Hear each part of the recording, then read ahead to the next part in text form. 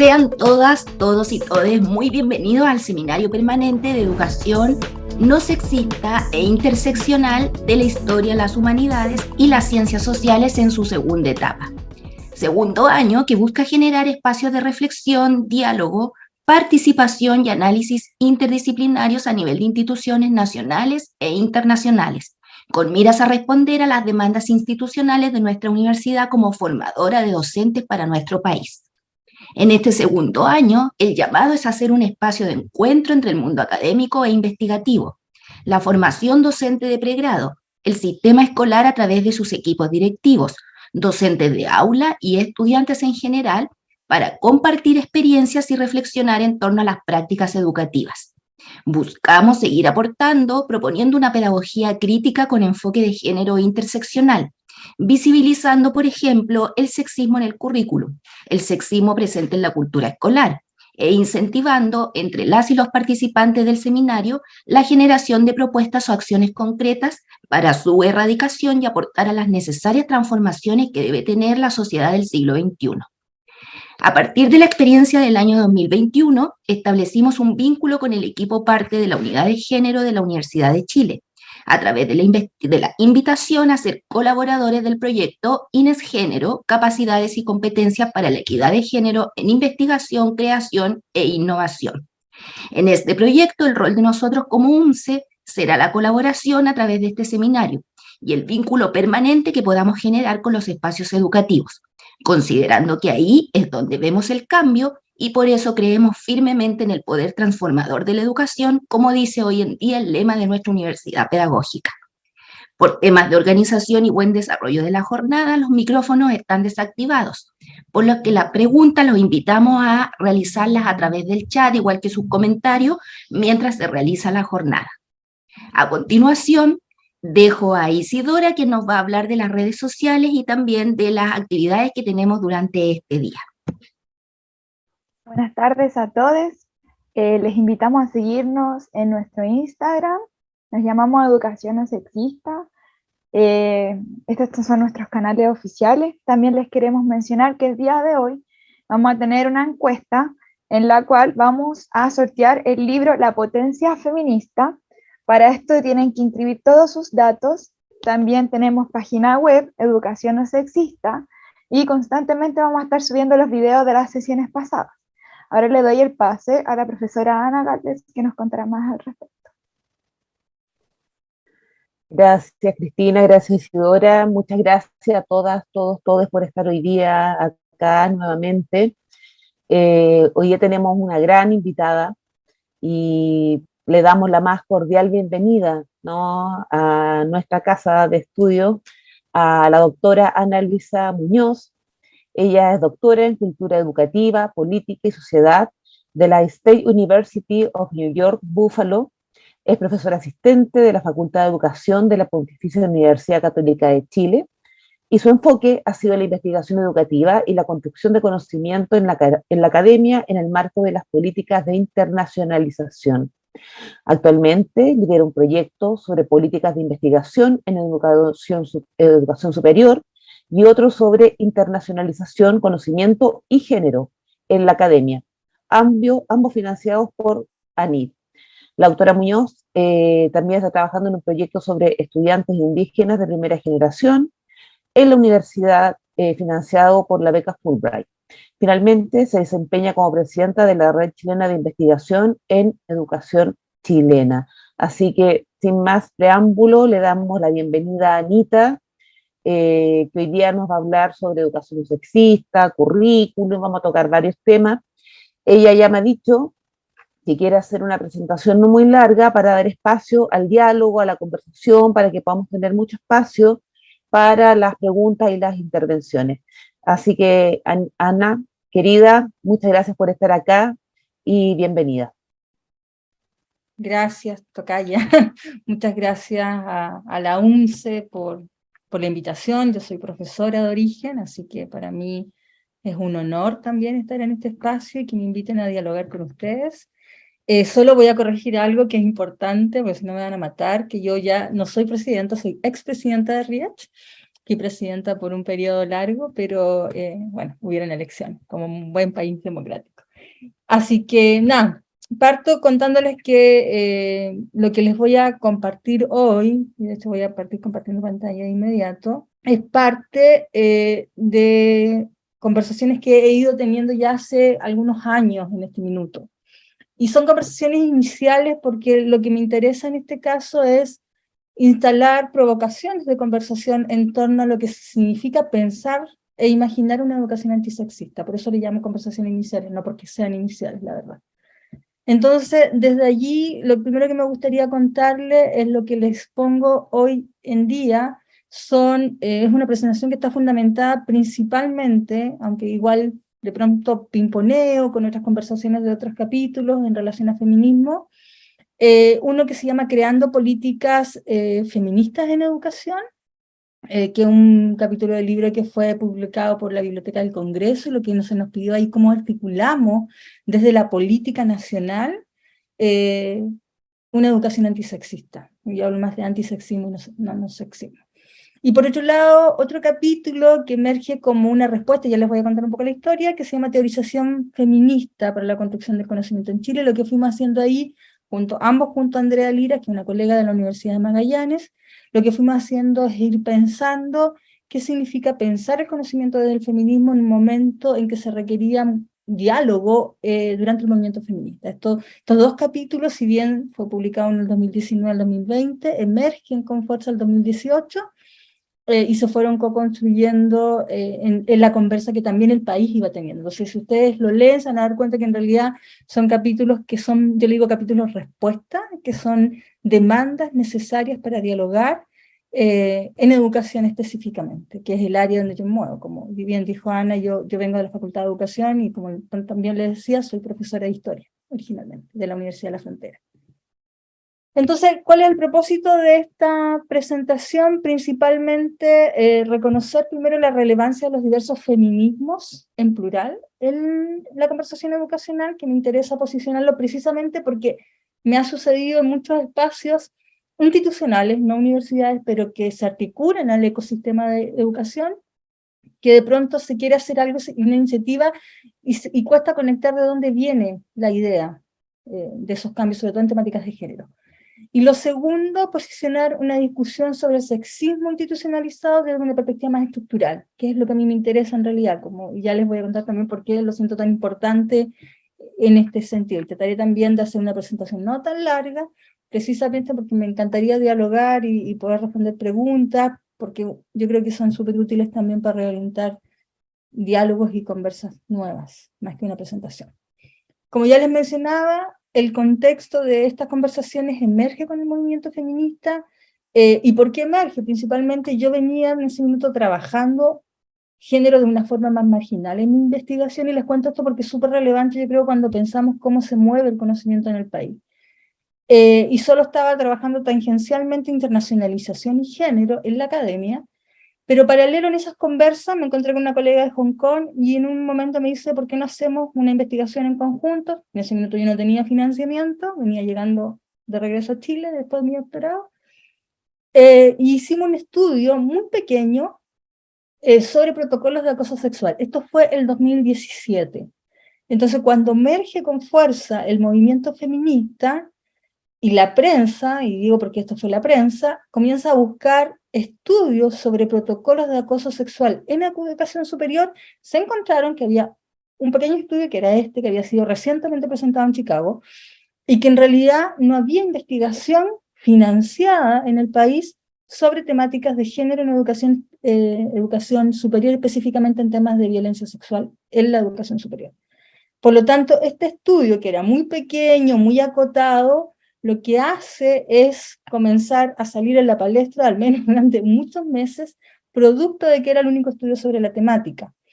Y lo otro que llamó mucho la atención, y por eso hablaba de capítulos respuesta o paper respuesta a las demandas, era que ese paper partía del supuesto que se posicionaba en una teorización feminista para analizar los protocolos.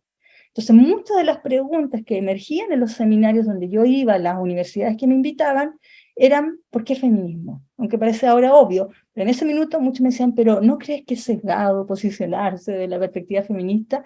Entonces me tocó explicar, y por eso el capítulo sobre feminismo, para entender el conocimiento, de por qué la discusión que se planteaba en ese estudio, y los posteriores que se desarrollaron, y los actuales que llevo a cabo, tienen perspectivas feministas, específicamente yo trabajo fuerte desde los nuevos materialismos feministas y de los decolonialismo. Así que, bueno, más o menos es el contexto de donde yo posiciono un poco la conversación. Yo enseño currículum, por lo tanto también estas conversaciones sobre conocimiento impactan cómo entiendo la formación inicial docente y cómo entiendo también la educación.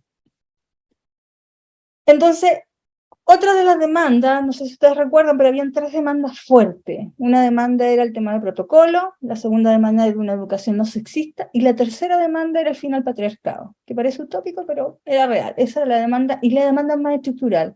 Y me gusta mencionarlo porque en el fondo ninguna de las 3 demandas está desarticulada, y eso es algo que de hecho yo participé activamente, producto de este estudio, en la creación de la ley 21.369, que hoy es ley, contra el abuso, la discriminación de género, el abuso sexual, el acoso sexual y la discriminación de género en la educación superior, que incluye CFT, institutos y universidades, y que hoy en día regula todo el sistema. Y una de las cosas que más me tocó discutir y como pelear, digo yo, dentro de las conversaciones en el Congreso, era precisamente la formación en temáticas de género. Y costó mucho, bueno, y lo segundo, que fuera anclado a la acreditación. Y precisamente porque hoy en día las universidades principalmente se mueven mucho por la acreditación y lo que exige la acreditación, sobre todo la acreditación institucional. Entonces, el tema de educación no sexista, el tema de formación en género, es clave para entender por qué se sanciona. Y aquí de nuevo las preguntas que usualmente emergían. Una de las grandes preguntas que tenía, o comentarios que emergían en las discusiones sobre protocolos de acoso sexual, era que no se entendía. Entonces muchos varones, sobre todo me decían, colegas varones, y digo colegas porque mayoritariamente eran hombres académicos, me decían, yo no entiendo por qué ahora no puedo decir esto, yo no entiendo por qué la gente ahora se molesta. Entonces, habían respuestas que eran muy categóricas, de decir, yo creo que no le debo hacer clases más a mujeres, o yo no sé cómo hablar con mi hija ahora, resulta que todo lo que digo está mal. Entonces, ese no entender, siempre yo siento que parto de la base de que es genuino también, y que hay algo de lo que nos tenemos que hacer cargo, más allá de la fragilidad masculina, que también lo puedo conversar más tarde, me tocó escribir sobre eso a propósito de mis investigaciones. Es importante reconocer que estamos en un contexto de aprendizaje y que la educación y la formación tiene un rol fundamental, y lo dice la nueva Constitución también, en los procesos de cambio y en las transformaciones. Entonces, desde ahí viene también la necesidad, y a partir de eso no solo se escribió el capítulo para el Congreso, escribimos Policy Brief, con Andrea hemos escrito guías que fueron recientemente publicadas hace unos meses por la Universidad Católica Valparaíso. Entonces hemos estado trabajando en ese proceso de decir cómo vamos dialogando, pero también cómo vamos construyendo en conjunto herramientas para dialogar, herramientas para pensar más allá de decir, mira, esta es la verdad de dónde nos movemos ahora, sino más bien cómo transitamos a ser una comunidad con menos violencia, porque yo creo que hacia allá apunta un poco la conversación de educación no sexista o antisexista. Entonces, una pregunta inicial que en realidad yo la cogí, la adapté un poco, y sí, esto lo he contado en otras oportunidades. En una ocasión me tocó, iba pasando por la FEN, la Facultad de Economía de la Universidad de Chile, a comprar un café, pleno movimiento feminista, y había un grupo de estudiantes varones conversando. Había un banquito que estaba más arriba, que era el que moderaba la conversa por lo visto, y le decía, bueno, esta es la pregunta ahora que vamos a conversar, decía él en voz alta, gritando. Si alguna vez has desarrollado violencia, ¿hacia quién y cómo te sentiste? Esa era la pregunta que él desarrollaba. Y yo, pasando a comprar mi cafecito, como que me quedo pegada, como yo digo, realmente es una tremenda pregunta. Y a partir de ahí comencé a pensar diferentes preguntas que usualmente no nos hacemos. Y como yo hago investigación sobre estos temas, usualmente yo pregunto, ¿qué significa para ti ser varón, por ejemplo, construyendo conocimiento, desarrollando investigación? ¿O qué significa para ti ser mujer académica? Y luego vamos a volver a esta pregunta, porque no les voy a dar la respuesta de lo que sucede, hasta que volvamos al final de la presentación, tengo esta pregunta de nuevo para que conversemos, y me gustaría que en el trayecto de esta presentación se vayan preguntando eso, si alguna vez han dialogado ustedes de qué significa para ustedes ser varón, mujer u otro, y con quién han tenido esa conversación, y lo más importante, en qué lugar. Si recuerdan, yo tengo muy poco espacio dónde he tenido esta conversación, qué ha significado para mí, en mi caso, ser mujer cisgénero, qué ha significado para mí. Entonces, esa era una pregunta que usualmente parto con ella porque es una pregunta no menor y una pregunta que lo dice todo en términos no solo de lo que pensamos, de lo que somos, lo que queremos ser o lo que estamos siendo en este proceso de construirnos en términos de género. Entonces, como dije en la primera parte, a mí me interesa poder posicionar en una conversación sobre la importancia que tienen los diferentes feminismos en la conversación curricular o educacional, específicamente curricular. Principalmente porque desde la diferente literatura que existe hoy en día en feminismo, son los feminismos que han desarrollado una crítica a la cultura patriarcal, vamos a hablar de patriarcado, que fundamenta la violencia institucionalizada, que eso es el patriarcado, que construye y reproduce desigualdades de género. Y eso es fundamental. Otro de los aspectos que usualmente se me preguntaba y que hay bastante teorización al respecto es por qué el feminismo usualmente, históricamente, se ha desarticulado de la conversación de género. Y hay bastante historicidad respecto a cómo la categoría género entra como una categoría limpia a la academia o a las universidades y se desconecta del movimiento político y la teorización, que son los feminismos, que le da sentido y forma históricamente. Y eso es algo que yo creo que los movimientos feministas hoy han tratado de revalorizar y reposicionar en los espacios académicos, la relevancia que tiene volver a retomar y conectar con lo que le da vida a la conversación de género y no separarse. Y aún así, aun cuando hemos tenido un tremendo movimiento feminista, no solo en Chile, Latinoamérica y en el mundo, aún así mucha gente tiene mucha resistencia a hablar de feminismo en relación a las conversaciones de género. Y eso es súper interesante de mirar. Entonces voy a partir por algo clave, y lo que me interesa hacer en este sección, que es súper cortita, es poder hacer los hiperlinks, porque muchas veces nos olvidamos y parece ser que tenemos como una sensación evolucionista los diferentes feminismos, aun cuando todos ellos conviven con nosotros, y muchos de ellos tienen diferentes fines y nos han servido para diferentes fines. Yo creo que muchos de ellos nos van a hacer sentido en la medida que vayamos conversando. El primero es el feminismo liberal, que es el que más conocemos, de hecho el que más ha entrado en nuestros espacios universitarios o de educación superior, que tiene o ha enfatizado el derecho de justicia y democracia y libertad. O sea, ahí encontramos, por ejemplo, todo lo que fueron los movimientos emancipadores, el derecho a voto.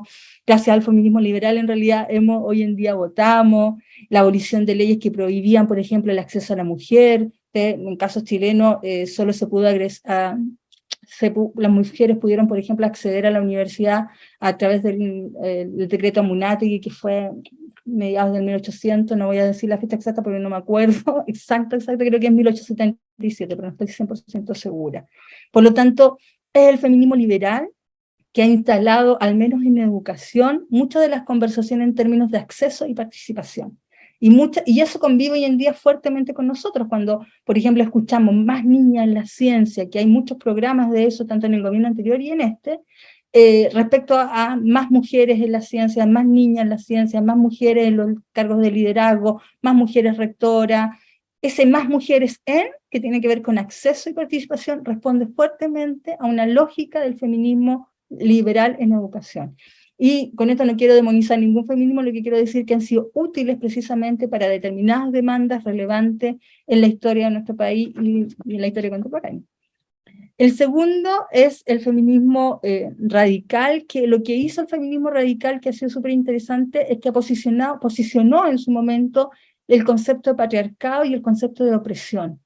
Y desde allí lo que propone el feminismo radical, o que ha propuesto fuertemente, ha sido la reeducación de la conciencia y la conciencia sobre la opresión. Y esa conciencia se desarrolla a través de una reeducación. Por lo tanto, cualquier cambio social y cultural, dice el feminismo radical, que queremos en la educación, parte por este proceso de reeducación, y de aquí viene, de hecho, aquí tienen los primeros como atisbos, las bases de lo que es la educación antisexista. En una ocasión, alguien de una institución que no universitaria, pero sí del sistema educacional, bien importante, me llamó a una reunión. Entonces él decía, bueno, yo quiero en realidad que trabajemos la educación no sexista o antisexista, y me contaba. Entonces de repente se le ocurre a este varón preguntar en la mesa, y dice, yo no sé de dónde salió esto, ¿tú sabes, Annalisa, dónde? Yo le digo, bueno, le explico, viene del feminismo radical, y mira a sus colegas que eran mujeres y le dice, yo creo que no debemos hablar de educación antisexista, pero realmente cuando solo mencioné la palabra radical y feminismo radical, de inmediato lo quiso eliminar.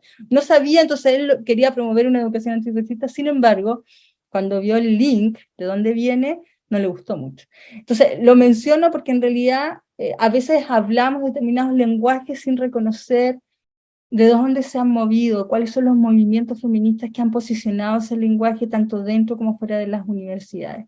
El tercer feminismo más usado y más común ha sido el marxista y socialista, y sorry que los junte, yo sé que no necesariamente van juntos, pero un poco por temas de tiempo, y desde allí se ha cuestionado la idea también, expande la idea de patriarcado, y se han cuestionado las relaciones de producción desde el mercado laboral, principalmente esta idea de pensar, por ejemplo, la mujer como en la reproducción de la familia y el hombre en la reproducción del capital.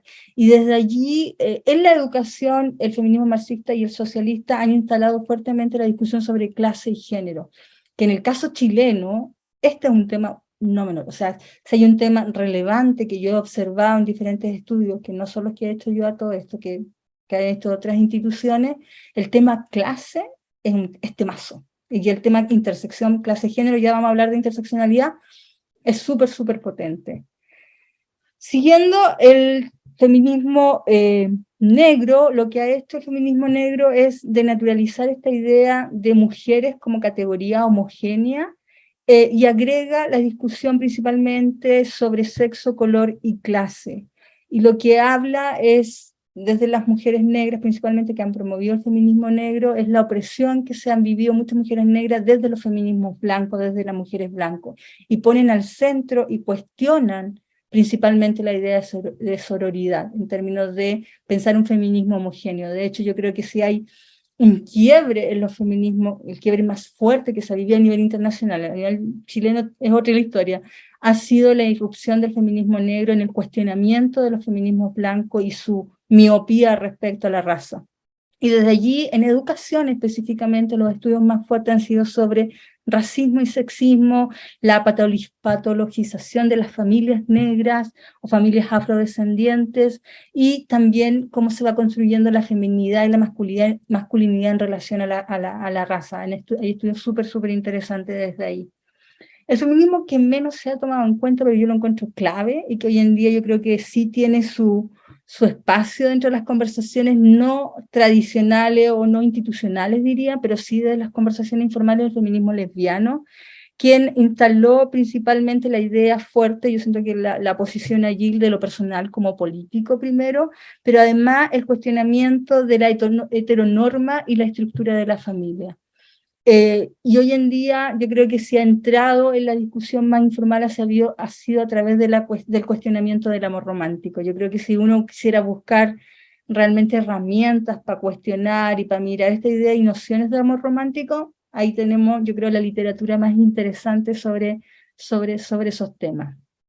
Un feminismo que ha sido base y que actualmente ha tenido fuerte llegada, al menos en Chile, ha tenido harto énfasis, ha sido los feminismos postmodernos y postestructurales, y lo que han hecho estos feminismos principalmente cuestionar las formas más esencializadas de lo que significa ser mujer o ser hombre. Desde este feminismo se rechazan los dualismos y los binarismos, y principalmente se avanza hacia conversaciones, principalmente del postmodernismo, conversaciones sobre pluralidad y diversidad que también hoy en día son cuestionados por otros feminismos. Entonces, desde allí los análisis, por ejemplo, en educación, hay mucho análisis de cuentos infantiles sobre cómo se reproduce la idea de qué significa ser mujer o qué significa ser hombre, desconociendo otras posibilidades de ser en términos, de construirse en términos de sexo y género, y también analizando discursos normalizadores de cómo debe ser mujer. Esto ya decía, yo el otro día, en uno de estos capítulos analizamos con Andrea todo lo que es la estructura de los uniformes, como la historicidad de los uniformes escolares, y de qué manera esos uniformes han sido normalizadores de las corporalidades tanto femeninas como masculinas. Y de una u otra forma, esa discusión, por ejemplo, la encontramos muy fuerte en el feminismo postestructural. otro feminismo que yo creo que es súper relevante, sobre todo en el proceso que estamos viviendo en Chile y a nivel latinoamericano, son los feminismos decoloniales. Y desde allí sigue la línea y se articula fuertemente con la propuesta de los feminismos negros o feminismos afrodescendientes e indígenas, y lo que se cuestiona es la norma del blanco colonial y de qué manera, a partir de esa colonialidad en términos de relaciones, se establecen jerarquías de género. En educación, la investigación decolonial, sobre todo, por ejemplo, en Argentina, se han hecho bastantes estudios sobre lo que significan los cuerpos racializados, los cuerpos indígenas, la escolarización, y cómo desde allí se construyen determinadas estructuras de violencia y discriminación en los espacios escolares. Y yo creo que hoy en día, con el proceso constituyente que hemos estado viviendo, yo creo que ha sido el feminismo decolonial precisamente el que ha dado herramientas para poder entender la forma como ha operado el racismo, sobre todo con determinadas personas dentro de la constituyente, que han propuesto discursos súper contrahegemónicos respecto a cómo entendemos quiénes debemos tener la palabra, sobre todo en un espacio público. Y por último, uno de los feminismos que yo he estado utilizando fuertemente, producto que trabajo conocimiento, han sido los feminismos de los nuevos materialismos feministas, y lo que allí se plantea es principalmente poder analizar la relación de las corporalidades humanas y no humanas. Yo creo que hoy en día, sobre todo cuando estamos pensando en una constituyente que reconoce en el artículo 131 a los animales como sintientes, y de hecho el artículo 31.2 promueve la empatía en la educación hacia los animales, este feminismo es clave para poder entender cómo se va a desarrollar, por ejemplo, esa empatía en términos de género, de qué manera nosotros nos relacionamos con aquello que no es humano, cómo nos relacionamos con la naturaleza. Sobre todo a propósito del calentamiento global, son los nuevos feminismos materialistas que aportan, y también el decolonial, que aportan herramientas interesantes para poder dialogar sobre género y otros temas.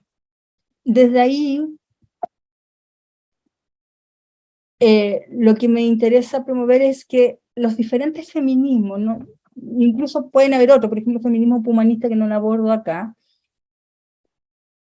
Los diferentes feminismos se transforman en lentes para poder mirar el sexismo en la educación. Y lo primero, y allí me tomo mucho el trabajo de Sarah Ackman, lo primero que nos podemos como tomar de estas perspectivas teóricas es poder identificar el sexismo como un problema que es ya un temazo, o sea, es súper difícil, hay estudios, por ejemplo, hay estudios y libros al respecto, que usualmente la persona que plantea una situación de discriminación de género y plantea una problemática de ese tipo, usualmente ella o él o ella es vista como el problema. Y eso hoy en día es clave para poder identificarlo. O sea, cuando, por ejemplo, pensamos el tema de los protocolos, que es uno de los temas que yo estuve estudiando, uno de los temas no era tanto que los estudiantes universitarios, por ejemplo, pudieran reconocer cuando vivían violencia de género y pudieran verbalizarla. El problema usualmente hoy está en que tienen que comunicárselo a un directivo, a un decano, a un director de carrera o directora que no entiende y no ve eso como un problema. Entonces, para poder reconocer un problema colectivamente en comunidad, necesitamos poder identificarlo como tal y poder hablar en los mismos términos. Y para ello es importante reconocer, y esto es lo más complejo, reconocer las estructuras que sostienen y perpetúan una cultura sexista en los espacios institucionales, como en este caso lo son la educación, pero también sucede en salud, también sucede en justicia y en otros áreas. O sea, el patriarcado es un juez, es un fiel ejemplo de eso, la performance de las tesis. Entonces, poder reconocerlo como una estructura también significa dejar de pensar que la responsabilidad está en la víctima o el victimario de una violencia de género, sino también la responsabilidad existe en las instituciones donde eso se perpetúa y se produce. Y eso es súper complejo. Hoy en día, si bien tenemos la ley 21.339 que parte de esta base, de la base de decir, son las instituciones las responsables de construir espacios libres de violencia y no las personas necesariamente de forma aislada e individual, es súper complejo que las universidades entiendan que eso significa no solo cambiar sus protocolos y políticas institucionales, sino también signifique poder hacer un trabajo profundo y transformador de las prácticas que están entretejidas en nuestros quehaceres dentro de estas instituciones. Entonces, para poder comprender el sexismo como un problema estructural, necesitamos entender cómo se institucionaliza, cómo pasa a ser algo que está perpetuado desde la institución, que es lo que se llama patriarcado. Patriarcado es la institucionalización del sexismo como un problema. Y de qué manera ese problema va construyendo realidades y subjetividades y, por supuesto, violencia. Entonces, nombrarlo, dice Sarah Ackman, es un primer paso. Sin embargo, porque en uno de los libros con Andrea decíamos, el sexismo es como una radio que chicharrea y que todos podemos conocer ese chicharreo, pero para muchos cuesta bastante posicionarlo al centro y decir, en realidad esto es un problema y tenemos que solucionarlo. No sé cómo, pero lo vamos a tener que solucionar. Porque cuando alguien hace eso, usualmente pasa a ser lo que Sarah Ackman llama la killjoy, o la aguafiesta, la persona que es la problemática, o el problemático. Entonces, desde ahí nombrarlo es un primer paso que es relevante dentro de los espacios institucionales que pueden ser las escuelas, que pueden ser las universidades, los institutos, espacios en los que nosotros como personas de la educación nos estamos moviendo. Entonces, vuelvo a la pregunta inicial, que es lo que me interesa, es que si alguna vez han dialogado sobre lo que significa varón, mujer o otro, y con quién han tenido esa conversación, en qué lugar. Y vuelvo a esta pregunta por dos razones. Primero, porque eso implica la posicionalidad tanto de privilegio o vulnerabilidad en la que nosotros estamos. Y eso también es súper relevante. En uno de los papers sobre protocolos, que un paper se llama Reacción no es suficiente, sobre protocolos y políticas institucionales para prevenir y sancionar el acoso sexual, una de las cosas que hablamos con mi colega, que es Liz, es precisamente que uno, dentro de los espacios que se mueve, navega diferentes posicionalidades, tanto de privilegio, de vulnerabilidad. Y lo importante no es reconocer dónde soy más vulnerable o más privilegiado, lo importante es saber cómo navego esos espacios y qué decisiones tomo cuando yo estoy en un espacio de privilegio o cuando yo estoy en un espacio de vulnerabilidad. ¿Cuáles son las decisiones que se toman en términos colectivos?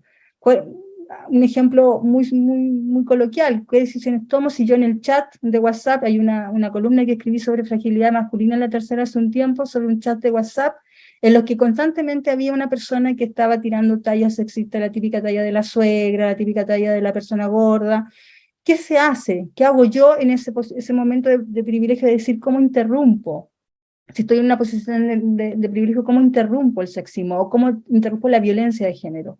Pero al mismo tiempo, si estoy en una posición de vulnerabilidad, ¿qué necesito para que eso se pueda pensar? Y estudios súper interesantes desde esta conversación sobre personas trans en las universidades. Cómo de hecho, desde las personas trans que navegan la universidad se generan muchas alianzas de protección y muchas alianzas de ayuda que muchas veces ni siquiera logramos imaginar. Entonces, poder conversar sobre esta pregunta, que parece muy simple, es clave para entender eso. Cómo yo tengo una posicionalidad, y lo mismo, como mujer en un espacio académico, yo tengo una posicionalidad de privilegio, fuera del espacio académico probablemente no, y siendo la mujer que soy, también navego otras posiciones si miro interseccionalmente, quiénes somos en términos de género, también puedo navegar posicionalidades de vulnerabilidad, sobre todo si pensamos en términos de clase, en términos de etnia, en términos de sexualidad, en términos de capacidad o discapacidad. Y esta pregunta apunta principalmente a eso, ¿cómo somos capaces de poder articular una discusión sobre género, pero también pensándonos primero también nosotros, porque siendo docentes, por ejemplo, no estamos ausentes de ser construidas y construidos o construidas en términos de género. O sea, el cuerpo, la corporalidad de una profesora o un profesor en un aula es altamente visible, altamente visible. O sea, los estudiantes, cuando me tocaba hacer clases, sobre todo en enseñanza media, saben pueden identificar hasta el perfume que uso, o si cambié o no cambié de zapatos. Y esa lectura que se está haciendo constantemente de quiénes somos no es menor, porque también significa para nosotros de pronto una presión, también significa una performance para la vez en la cual no queremos, no fijamos o no queremos fijar, no queremos alcanzar, no queremos situarnos. Y esas conversaciones no son menores, sobre todo en los espacios educacionales. Eso en general, gracias, me encantaría poder, bueno, me pasé un montón en el tiempo, No, muy súper bien, Pero Anita. lo que me interesaba era precisamente poder conversar y poder posicionar de qué manera vamos articulando diferentes feminismos y que hoy en día los diferentes feminismos conviven en conversaciones tanto en la discusión de la política educacional, en las prácticas educacionales, en nuestras propias prácticas y en nuestros propios quehaceres dentro de los espacios educativos, son parte de eso, y poder mirarlo y poder comprenderlo es en realidad una pincelada como poder decir conversamos. Así que muchas, muchas gracias por la invitación. No, Anita, por favor, que sea a ti, excelente presentación, muy, eh, aclara muchas cosas, ¿no? Desde qué lugar de repente estamos hablando o posicionando estas temáticas, buscando como la genealogía, ¿no? Cuando mencionas feminismo liberal, radical, etcétera. Eh, Invito a las y los y les presentes a dejar sus preguntas en el chat para poder iniciar la conversación con Anita. Pero a mí me surge primero el tema de la reeducación de conciencia.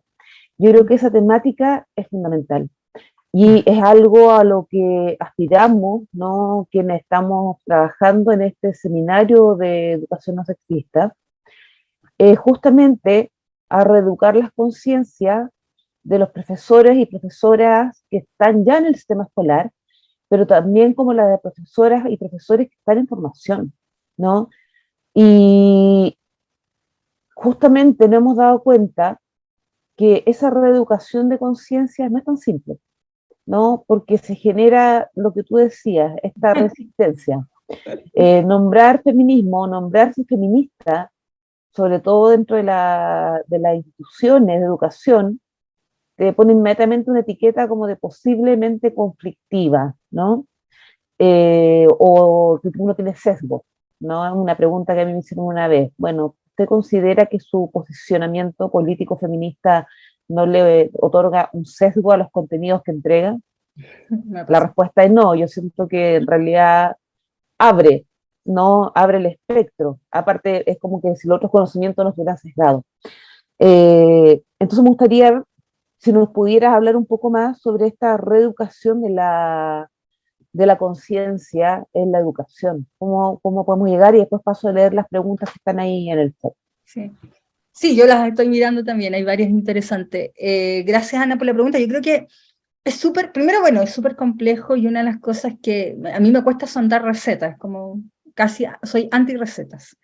Por lo tanto, no tengo una receta para eso. Lo que sí siento que funciona precisamente por el trabajo que he estado desarrollando, no solo a nivel de docencia, sino también a nivel de espacios feministas otros, que no necesariamente son la docencia en aula, es precisamente mirar la biografía. Yo creo que todas, todos y todes tenemos historias en las cuales nos hemos visto no solo discriminadas, en mi caso, en temas de género, desde una perspectiva interseccional en términos de clase, en términos de etnia. Mi madre es mapuche y siempre fue temazo. Yo crecí en el Gualmapu, soy de Traiguén. Entonces, yo creo que mirar primero nuestra biografía, para mí siempre es el primer paso para remover conciencia. Porque aun cuando yo sea varón blanco, heterosis, les aseguro que hay una presión de masculinidad hegemónica, que llega a ser masculinidad tóxica al final, que también incomoda. O sea, los mandatos de masculinidad en este país son tremendos, desde pagar la cuenta hasta hacerse cargo de determinados aspectos, en los cuales a veces nuestros colegas varones o amigos varones se sienten también súper presionados. Entonces, mirar nuestra historicidad en términos de género, preguntarnos cómo nos hemos vivido, cómo se nos ha exigido poder lograr ciertos mandatos, en mi caso, mandatos de heterosexualidad súper incómodos, mandatos de maternidad súper incómodos, y cómo me he tenido que negociar en mi historia respecto a eso, es clave para renovar conciencia. Yo no sería la Ana Luisa, académica, feminista que habla de género, si no fuera por esa biografía y esa historicidad en mi biografía respecto a los mandatos en los que me he tenido que ver presionada en términos de género e interseccionalmente con otras categorías. Y yo no hablo de categorías de identidad o categorías de diferenciación a propósito de la interseccionalidad en términos de raza, en términos de etnia, en términos de clase, en términos de sexualidad. Entonces, desde ahí, claramente, esa biografía no se interpela todo el rato. Y el tema es cómo, cuando uno piensa avanzar no digo remover conciencia, pero sí en términos de concientizarse significa poder escuchar esa interpelación. Y esa interpelación es propia, y ese es para mí un primer paso. El segundo paso, y algo que hemos conversado mucho con Andrea Lira a propósito de que siempre nos dicen, ¿qué hacemos? Es como muy común, es la idea del diálogo colectivo. Si hoy en día este país está invitado a dialogar, no hemos hecho más que dialogar desde el estallido social, y de antes que venimos dialogando. Por lo tanto, todo lo que hemos aprendido desde los cabildos, Bachelet época, en adelante ha sido lo importante que tiene dialogar, conversar, incluso la constituyente, yo estaba con la idea de hacer tertulia constituyente precisamente para juntarse a tomar el té o juntarse a tomar un vino y conversar y dialogar, porque salir de la lógica que venga la experta, el experto y me explique las cosas, porque nosotros como seres humanos que somos, tenemos muy clara la película en muchas cosas, y a veces dialogando tenemos todas las respuestas. Yo no necesito un abogado para que me explique la constituyente. Yo sola me doy cuenta cuando veo la jubilación de mis padres, yo sola me doy cuenta cuando veo lo que pasa en el campo. O sea, el otro día le conversaba, hay un caballero que lleva los huevitos a casa de mi madre, y algo muy natural, yo estaba tomando desayuno, llega el caballero con los huevitos, y mi mamá corre con 2 bidones de 20 litros cada uno, una persona mucho mayor, y vuelve con los 2 bidones con agua, y yo la miro. Y yo digo, pero algo dinámica, así como que nadie le preguntó nada, le pasó los huevos, no le dijo nada, sino simplemente pasa los huevos, pasa los bidones, vuelve. Y cuando se va el caballero, le digo, mamá, ¿qué pasó acá? Me dice, no, es que él no tiene agua. En el campo no hay agua. Y yo pensaba, dice, tiene pollo, no tiene agua. Y una dinámica tan naturalizada en este minuto, como él viene, me deja los huevos, pero al mismo tiempo tiene que llevar agua. Y sin, ni siquiera hubo palabra, solamente acciones, pasa el bidón y el bidón. Cuando uno ve eso, uno entendió todo. Como que, para mí, el poder dialogar, y con eso cierro esa respuesta, colectivamente, uno tiene todas las respuestas que necesita, porque en ese diálogo colectivo va pensándose a sí misma, y todos somos personas inteligentes que podemos pronto buscar respuestas, si no. Pero honestamente, para mí la potencia en esta generación de conciencia está en nuestra propia biografía, y al mismo tiempo en el diálogo colectivo. Hay una tremenda potencia que me lo han enseñado los feminismos, no me lo han enseñado la universidad, pero desde ahí emerge conocimiento que tiene otro nivel de profundidad que no vamos a encontrar en una sala de clase, jamás. Perfecto. Muchas gracias. Te voy a leer algunas preguntas, voy a ocultar algunas que abordan como la misma temática. Francisca pregunta cómo abordar metodológicamente la interseccionalidad en la investigación. Se relaciona con una pregunta que hace Naomi. Dice, muchas gracias por la presentación. ¿De qué manera se puede abordar la interseccionalidad en la educación? Y estos distintos tipos de feminismo, ¿pueden convivir dentro del ámbito académico, en su opinión? Súper. 2 cosas. Voy a partir por la segunda, que es más fácil, que fue un poco la presentación, y efectivamente conviven. Y conviven, y no quiere decir que esté mal. O sea, cuando nosotros estamos pidiendo más acceso y participación para las niñas en la ciencia, perfecto, pero no nos podemos quedar ahí. Porque claro, en una ocasión conversaba con una colega científica muy querida, que ha trabajado fuertemente en temáticas científicas y género, y me decía, siento que de verdad les estoy mintiendo cuando digo que vengan a estudiar ciencia a la universidad y entran a carreras científicas y son altamente discriminadas. Me siento que les estoy vendiendo algo que es irreal, pero que además van a llegar a vivir su violencia. Por lo tanto, sí, feminismo liberal con acceso y participación no necesitamos, pero luego nos tenemos que hacer cargo cómo generamos, y aquí viene la conversación de la estructura, espacios institucionales libres de violencia, sea donde sea. Entonces, sí necesitamos para ello otros feminismos que nos den herramientas para pensarnos en la estructura, ¿sí? Entonces yo creo que sí conviven, definitivamente conviven, o sea, Sí, teoría queer convive con estos feminismos, el tema clase convive, los temas decoloniales hoy en día altamente relevantes, por lo tanto los feminismos son lentes para mirar lo que sucede. No es que uno aplica el feminismo en la universidad, el feminismo son teorizaciones o perspectivas que nos permiten poder comprender las problemáticas las cuales nosotras como docentes nos vemos envueltas o envueltos en esos espacios, y nuestros estudiantes o nuestras compañeras o nuestros compañeros o nuestros colegas. Es parte del quehacer de la universidad. Y la primera pregunta sobre interseccionalidad, que es un poco más difícil, eso depende, y aquí me tomo mucho el trabajo que ha hecho Lelia Troncoso en Chile, así que me invito a revisar ese trabajo porque honestamente para mí es mi referente en estas temáticas en el país. Estuvo en la sesión anterior, Lelia. Entonces, te antecedió, sí. excelente. Bueno, Lelia, una de las cosas que ella plantea es que tenemos diferentes aproximaciones para entender la interseccionalidad. Por lo tanto, si lo vamos a entender como la suma de las opresiones, y de nuevo en esta lógica identitaria, que no es la lógica donde yo me posiciono, es bastante más simple, porque decir, bueno, usted es una persona que tiene una discapacidad, pero además es negra, pero además es pobre, y vamos a entender desde ahí una solución respecto a esa categoría esencializada de identidad. Sin embargo, si entendemos la interseccionalidad desde una perspectiva de posicionalidades de diferenciación, que es donde yo me posiciono, en donde no es tan simple como decir yo voy a sumar todas tus opresiones y te voy a formar un perfil de quién eres tú y qué necesitas tú. Las metodologías y las aproximaciones van a ser mucho más complejas. Y honestamente no tengo la respuesta para eso. Pero sí, en lugar a duda, lo que sí me gustaría decir que cuando pensamos interseccionalidad desde este lugar, insisto, posicionalidades de diferenciación, no de categorías de identidad, claramente se nos complejiza el cómo estamos entendiendo porque nos desplazamos hacia una mirada menos esencializadora de conversar sobre temáticas de género en relación a otras categorías de diferenciación. Lo hablábamos el mes pasado con Lelia, y claro, decía, porque finalmente se termina transformando como en las Olimpiadas de la opresión, ¿no? Y eso justamente es lo que no queremos llegar. Otra pregunta, Cristina dice, ¿qué desafío visualizas en torno a estos temas en la formación inicial docente? ¿Cómo abordar estas temáticas y contribuir en la formación de las futuras generaciones de docentes? Y siento que se puede enlazar un poquito con la pregunta de Catalina, que dice que es educadora diferencial de Atacama, y pregunta cómo también comenzar a conversar sobre la cultura sexista en una comunidad educativa si hay muchas resistencias y no hay otras personas interesadas, ¿no? Entonces, uno es cómo abordarlo en la formación inicial y después cómo abordarlo cuando ya está en el sistema escolar y tienes toda esa resistencia encima. Suerte, Carolina, nos tocamos tan lindo.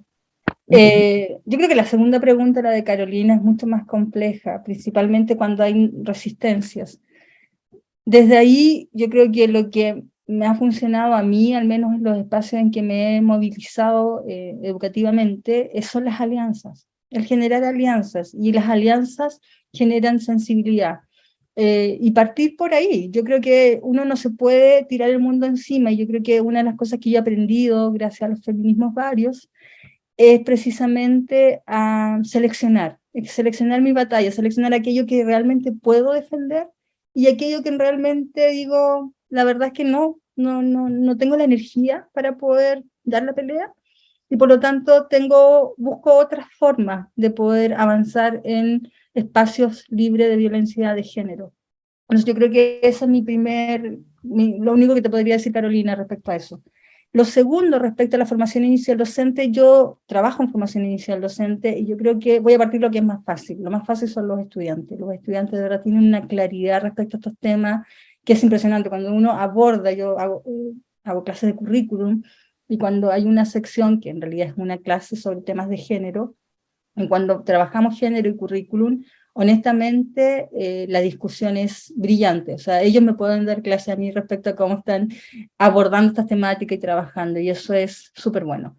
Lo complejo y lo difícil de la formación inicial docente usualmente son la poca flexibilidad que hoy en día tienen las mallas curriculares para abordar estas temáticas, pero por otro lado, las perspectivas de cómo se aproximan. Seguimos pensando que el género es un problema y que de verdad o se abordan temáticas de inclusión y diversidad donde el espacio es muy pequeño, sin mirar que la problemática de género es un tema primero estructural, que es un tema serio. O sea, cuando uno mira los niveles de violencia de género que tenemos en nuestro país, es brutal. Entonces, cuando uno dimensiona eso, dice, ¿por qué no hay mayor intervención? Yo tengo la esperanza que con la nueva ley 21.369, donde una de las peleas que dimos en el Congreso fue la exigencia de formación triestamental de género en todas las instituciones de educación superior, y ese plazo se cumplió hace un mes, yo tengo la esperanza que haya un avance sustancial. Y una de las cosas que se me preguntó muchas veces, ¿por qué tan anclado como con el garrote ahí de la acreditación? Pero honestamente las voluntades políticas en este país, en temáticas de género, ha costado mucho que avance, y es lamentable. Pero con esta nueva ley yo creo que se va a avanzar, y no es solo para educación, va a ser para todos los espacios o sea, para toda la comunidad educativa en los espacios del sistema, del ecosistema de educación superior. ¿Cómo avanzar? Si estamos en conversaciones con la superintendencia, en la que está a cargo el reglamento, sin embargo, no hay pie atrás, es una nueva ley, y yo creo que además con la nueva constituyente tenemos un impulso súper potente también para avanzar en esta temática, y que finalmente nos hace bien a todas y todos y todas para vivir mejor, y yo creo que genera espacios más armónicos, más sanos, porque honestamente... Sí, de convivencia mucho más sana. Andrés dice respecto a la pregunta hecha al principio y al comienzo de la charla, ¿no? De que quiénes somos, o alguna vez te has preguntado quién eres con respecto a ser hombre o mujer. Él dice, cuando se hace memoria y se recoge lo que se sentía en la infancia de no ser hombre, en mi caso personal, pero por miedo y la creatividad del castigo, se asume ese rol. No obstante, cuando se asume este tránsito, pensar en ser hombre es lo que personalmente nos despreciamos, no por odio a los hombres, sino por la profunda ideología patriarcal que para mí es objetiva. El género masculino, el hombre es quien tiene el privilegio. Y después, Andrés, voy a retomar lo que dice.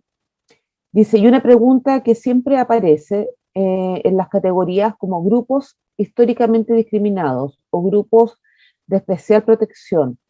¿Dónde se encuentran las divisiones sexogenéricas en el aula? ¿Cuál es el uso real más allá de una categoría? Después vuelvo a la pregunta de Isidora.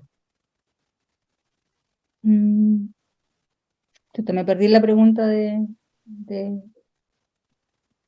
Andrés. Yo también Andrés. me perdí un poquito de la pregunta de Andrés. ¿Puedo? Sí, dígalo. Sí. Dale, Andrés. Sí. Para la pregunta era acerca de que aparecen estas categorías que son los grupos históricamente discriminados o grupos de especial protección. Entonces la pregunta es, ¿qué uso se le puede dar aquí? ¿Cuál es el uso real que puede tener esas categorías en el aula de clases? Eso es como la pregunta. Porque aparecen como que aparecen como categorías de definición, pero si uno planifica con eso, ¿cómo las utilizo? ¿Realmente son útiles o son simplemente categorías para colocar en este caso a mujeres, etnias, disidencias sexuales, diversidades sexuales? Me cuesta un poco entender, Andrés, tu pregunta. Sin embargo, voy a partir primero por lo que mencionabas respecto al hombre que tiene privilegio. Algo que los feminismos negros, por ejemplo, han posicionado fuertemente y que es súper interesante mirarlo, es que no todo hombre tiene privilegio. El hombre que tiene privilegio es aquel que se acomoda o se alinea a una masculinidad hegemónica.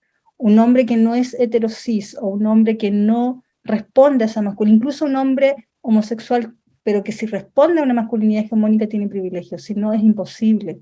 Entonces, poner la categoría varón o hombre en un mismo saco, en todos los casos no es así. Si es una persona transgénero hombre, también puedes vivir discriminación y violencia, y desde ahí es importante, por eso es tan importante, yo creo que lo que han aportado tanto desde la perspectiva queer, pero también los feminismos negros respecto a esta conversación de los privilegios, en este caso privilegio y raza.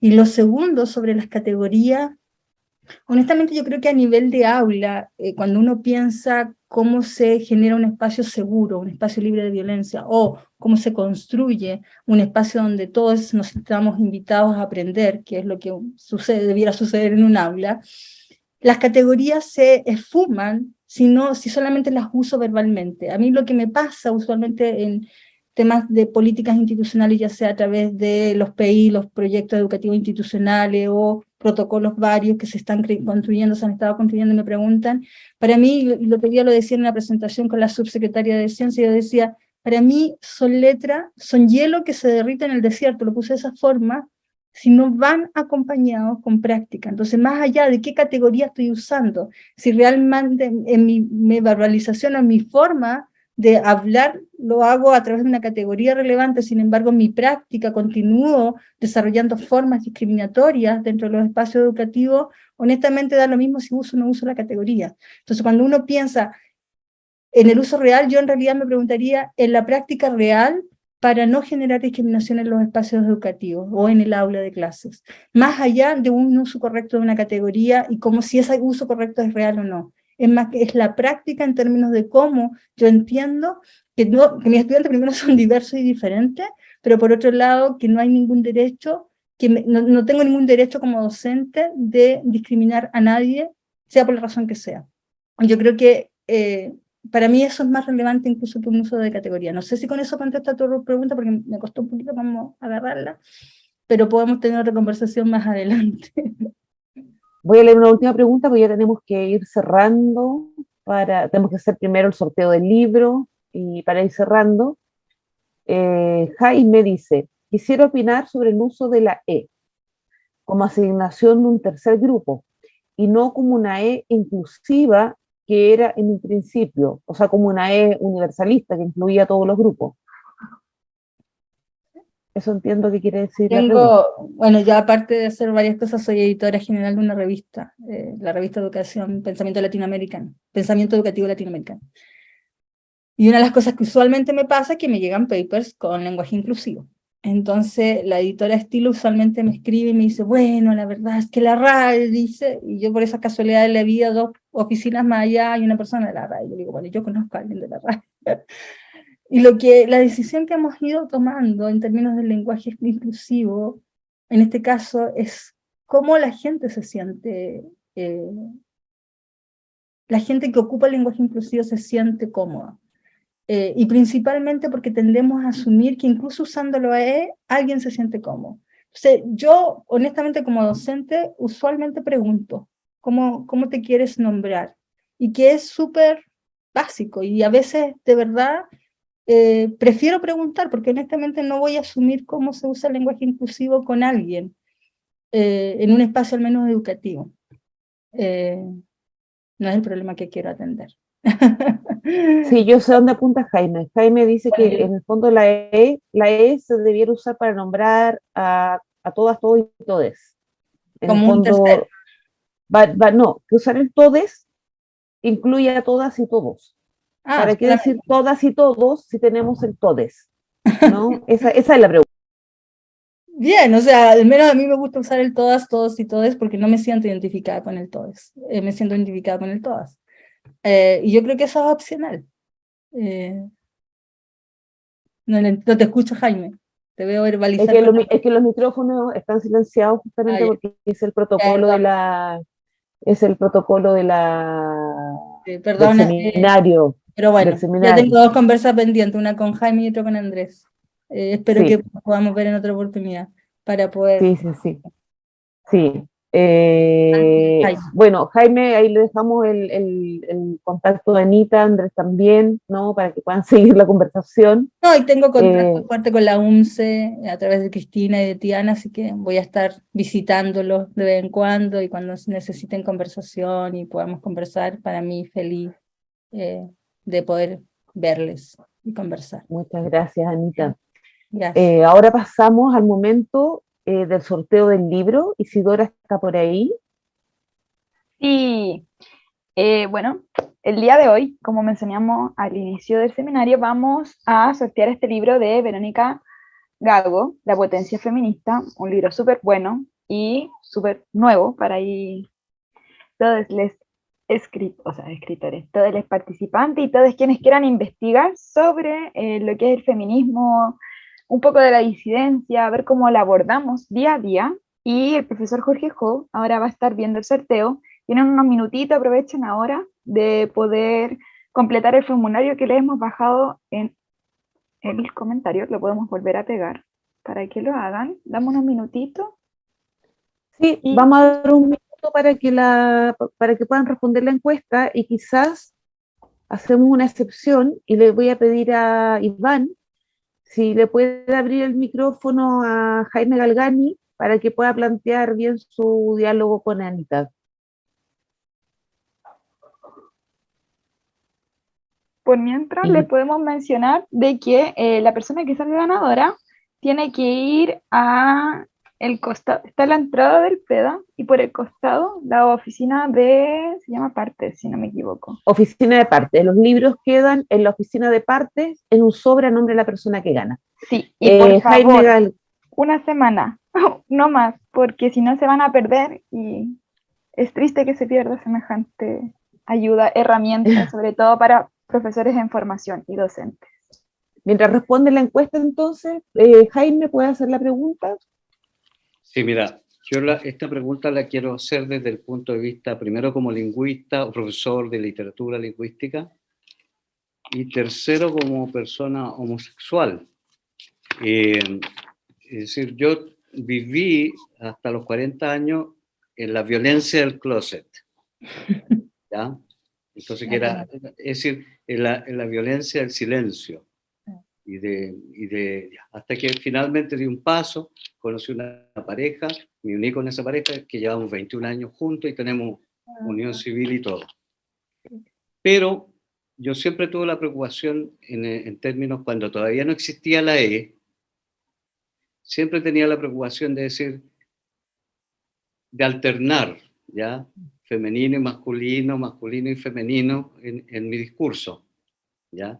Porque decía, ¿por qué vamos a decir siempre los niños y las niñas, los profesores y las profesoras? Siempre poner, al final seguía siendo una segunda discriminación, seguíamos poniendo lo femenino en segundo lugar, que simbólicamente es agresivo también. Es decir, como que nos supera el ya.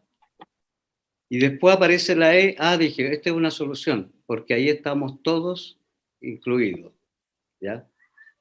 Pero luego empezó a usarse el todos, todas, todes, con esa jerarquía simbólica que en el orden del lenguaje aparece en primer lugar los varones, en primer lugar las mujeres hetero, y en tercer lugar un resto donde entra toda mezcla, digamos.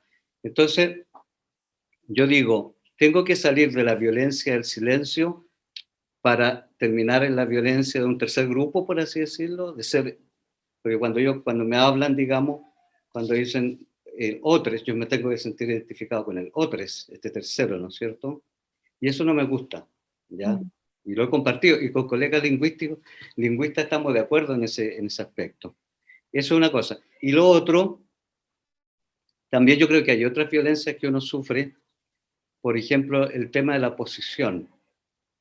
Supongamos, yo en determinado momento he tenido posiciones de responsabilidad, todo eso. Por ejemplo, ahora soy decano. Entonces, el hecho de tener esa posición te asigna también un género, la imagen de un género, específicamente la imagen del género masculino. Entonces, tú no puedes tampoco con mucha libertad expresar lo que eres en tu familia, en tu vida, digamos, cotidiana y todo eso. Porque parece que la posición te asigna eso, o sea,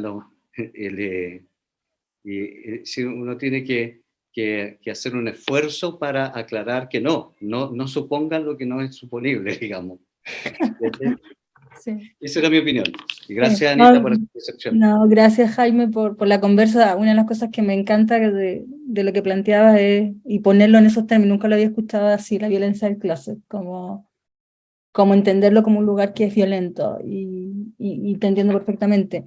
Y lo segundo, respecto a la E, honestamente hay una jerarquía, como lo hay entre el O y el A y el E. No tengo una respuesta como solución, yo sí lo uso alternamente, a veces digo A, E, O, y en los emails igual, así como que voy turnando precisamente para no establecer esa jerarquía cuando lo converso. Pero implícitamente yo creo que estamos como medio, como se dice, tecnologizados con ese código, con esa forma de hablar, y que definitivamente es jerárquica, ese es un hecho. Y lo segundo que planteas, que también me parece súper interesante, que tiene que ver con las posicionalidades de privilegio, definitivamente ser hombre gay en un espacio académico y en una posición de privilegio como es un cargo a nivel de decanatura exige determinadas demandas. Y claramente que no van a ser las mismas demandas para un hombre heterosis. Hay incluso aspectos que no se tocan o preguntas que no te las van a hacer nunca. Y eso tiene que ver con que aun cuando esté en una posicionalidad de privilegio, la gente sigue pensándote desde un lugar heteronormativo. Y eso es parte de los espacios que navegamos espacios tremendamente heteronormativos y elitistas. En el caso de las universidades igual son pensados aún como un espacio de élite. aun cuando no lo sean, pero siguen siendo pensados así, al menos donde yo trabajo y los que me movía, no solo pensando en la Universidad Católica. Así que nada, gracias, muchas gracias por el comentario, porque claramente me hace pensar y espero más conversas a futuro respecto a eso. Es lo que tú señalás, la institucionalidad del patriarcado, cómo se institucionaliza el patriarcado, ¿no? Y cómo esa misma institucionalización nos pone en un lugar de deber ser, aunque no queramos estar en ese lugar y no queramos ese deber ser. Está muy interesante la conversación, la verdad es que podríamos seguir, yo creo que hasta muy tarde, pero tenemos que terminar. Ahora doy paso al profesor Jorge Jo para que haga el sorteo del libro, así que lo dejo, profesor Jo. Gracias, Anita. Bueno, agradecer a todas, todos y todas quienes han participado y se han inscrito en la encuesta. Lo que voy a hacer ahora es compartir nuestra pantalla tradicional de sorteo a través de la página Sorteados. Se han inscrito o han respondido lo que es la encuesta 21 personas. Yo no sé si la pueden ver.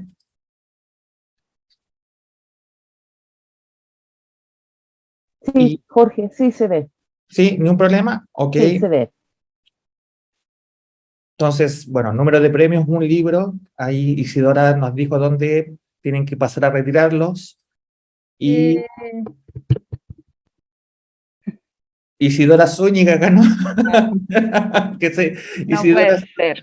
exactamente. Entonces, ¿los hacemos de nuevo o no hay ningún problema?